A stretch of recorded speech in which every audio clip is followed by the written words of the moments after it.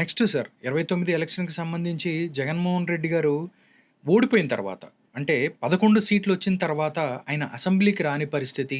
దాంతో పాటు పార్టీలో నేతలు కూడా వెళ్ళిపోతున్న పరిస్థితి. అంటే తెలుగుదేశం పార్టీ కావాలనే వైఎస్ జగన్మోహన్ రెడ్డిని బలహీనం చేయటం కోసం పులివెందుల్లో అంటే నీ సొంత ఊర్లోనే నిన్ను కొట్టాము కాబట్టి స్టేట్‌లో ఎక్కడైనా కొడతాము అనే ఒక ఏదైతే ఉందో దాన్ని ప్రజల్లోకి తీసుకెళ్ళటానికి ఒక ఈ గెలుపుని రిగ్గింగ్ పేరుతో గెలిచి ఇదంతా చేస్తుంది.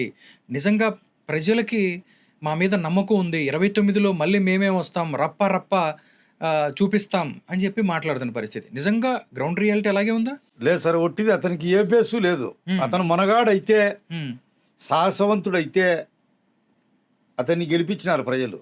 అసెంబ్లీ మెంబర్, అసెంబ్లీకి పోవాలి కదా, కనీసం స్టేట్ సమస్యలు వద్దు, పులివెందుల నియోజకవర్గ సమస్యలైనా కానీ నువ్వు అసెంబ్లీలో ప్రస్తావిస్తున్నావా?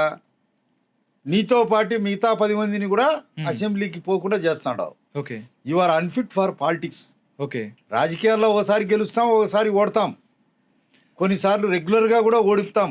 ఓకే, ఓడినా కానీ ప్రజలతో నీకు సంబంధాలు లేవు, ఎవరిని కలసనివు, అసెంబ్లీకి పోవు, ఇంట్లో కూడా నీ చెల్లెళ్ళకు నీ చిన్నాయన కొడుకులకు వాళ్లకు న్యాయం చేయవు. ఓకే, ఈ గుట్టంతా, ఈ పులివెందుల గుట్టు వల్ల అంతఃపుర రహస్యం అంతా ప్రజలకు తెలిసిపోయింది. రాజకోట రహస్యం బద్దలు కొట్టి అయిపోయింది. నీది కంచుకోట కాదు, పేకలతో పెట్టిన కోట కూడా కాదు, నీది మట్టి కోట కూడా కాదు. ఓకే, ప్రజాస్వామ్యబద్ధంగానే ముష్టిఘాతాలతో నీ కోటను పిండి పిండి చేస్తాం ఓకే అని ప్రజలు నిర్ణయించుకున్నారు.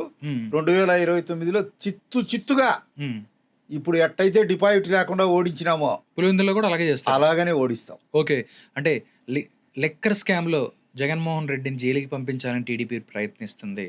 నిజంగా జగన్మోహన్ రెడ్డిని లెక్కర్ స్కామ్లో జైలుకి పంపించే దమ్ము టీడీపీకి ఉందా? నిజంగా తప్పు చేస్తే పంపించే ధైర్యం చంద్రబాబు నాయుడు చేస్తాడా అంటే ఏం చెప్తారు మీరు? అంటే చట్టం తన పని తాను చేసుకుంటుంది. లిక్కర్ కేసులో సంబంధం ఉంది జగన్కు, అంతా క్యాషే కదా, ఎక్కడ కూడా ఆన్లైన్ పేమెంట్ లేదు.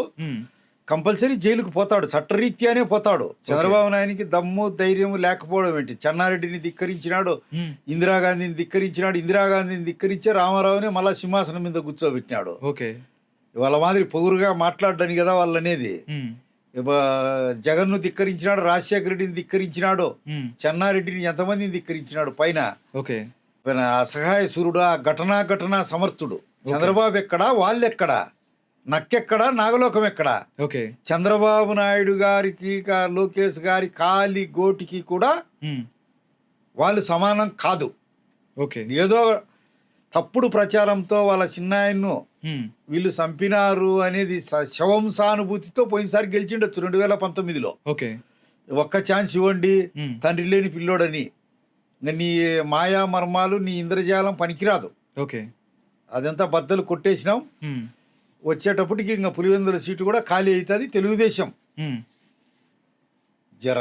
రణబేరి మోగిస్తూ ప్రజాస్వామ్యబద్ధంగా 2020 జయకేతనం ఎగరేస్తాం. తెలుగుదేశం జెండాన్ని రెపరెపలాడిస్తాం.